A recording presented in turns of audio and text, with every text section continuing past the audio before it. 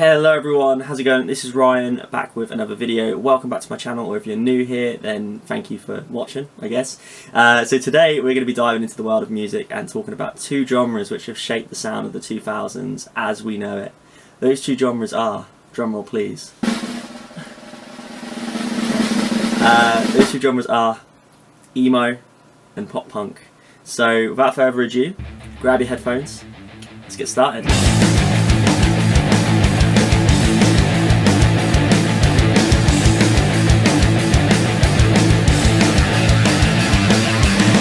Emo music is often identified and most commonly identified by its expressive lyricism, which covers topics typically such as heartbreak, introspection and emotional struggles. Bands like My Chemical Romance and Dashboard Confessional are great examples of this genre. Their songs tend to include more intricate guitar parts and also carry a more melodic sound, which in turn creates an emotional connection to the listener. Now, let's switch gears and talk about pop punk. So this genre contains the fast-paced energy found in punk rock music, but also has elements of pop with catchy melodies and hooks. It originated in the 1970s, but really took off in the 1990s and the 2000s with bands such as Blink-182, Good Charlotte, New Found Glory, etc, etc. Think of bands like Blink-182 and Green Day. Their songs are often fun, rebellious, and filled with youthful angst, but they usually have a more upbeat and lighter kind of vibe than what emo music does. Okay, but with all that being said, what actually is the difference between emo music and pop punk music? Let's break it down. Okay guys, so on screen I have put up a little bit of a difference chart so you can see what defines emo and what defines pop punk, split out from left to right, as well as a conclusion which we'll go into in a moment. So as you can see, emo tends to sound more mellow than pop punk, whereas pop punk is typically more upbeat than emo music. So just an example of that for you guys, Blink-182, Damn It, amazing song first of all, and obviously Blink-182 being typically a pop punk band in a lot of their songs. The drum part, for example, is a good reference point where it's like that kind of real common drum beat which you find in a lot of pop punk and punk music. Also the guitar parts are very quick, like do do do do do do do do do do do do do do do, you know, that sort of thing.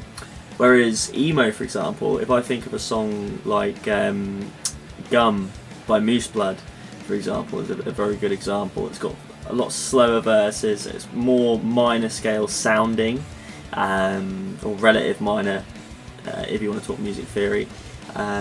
It's slower, it's got more sort of clean verses, and yeah, it's not as, you know, you don't have that staple drum beat and that staple really fast high pitched kind of riff going on that you tend to find in a lot of pop punk songs.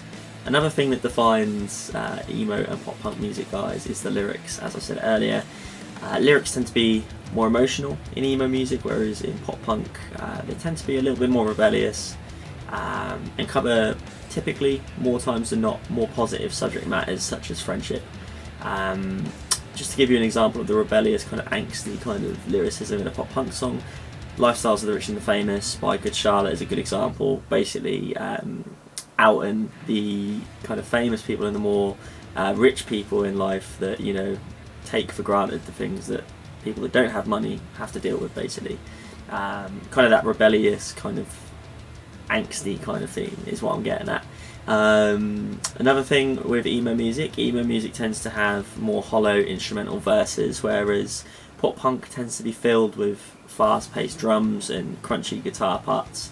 So an example of an emo song would be, so it's actually funny because it's a pop punk band that I'm going to describe. Typically they release pop punk music.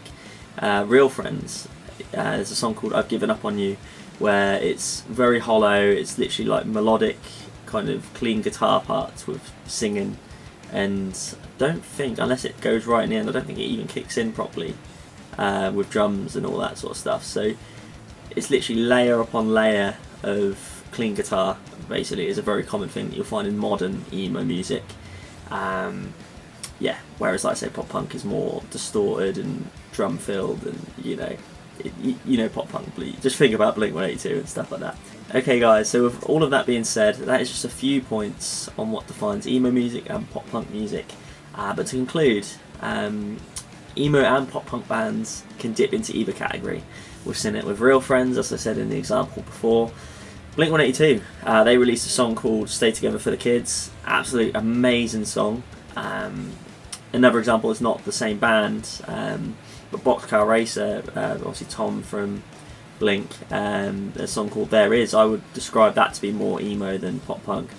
It really is a matter of being subjective, guys. It's not right or wrong. It's not, you know, a dictionary definition. This is exactly what emo is. This is exactly what pop punk is. It's subjective. Music is subjective, and that's what matters.